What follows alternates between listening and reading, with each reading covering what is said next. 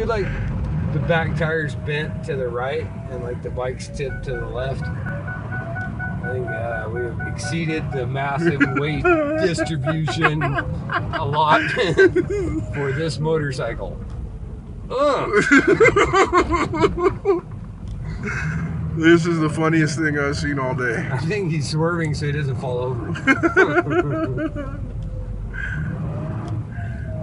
Large fin charge. Oh, yeah, baby.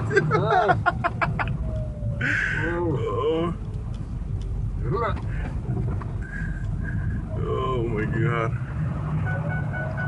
Every time he swerves, the back tire looks like it's gonna break.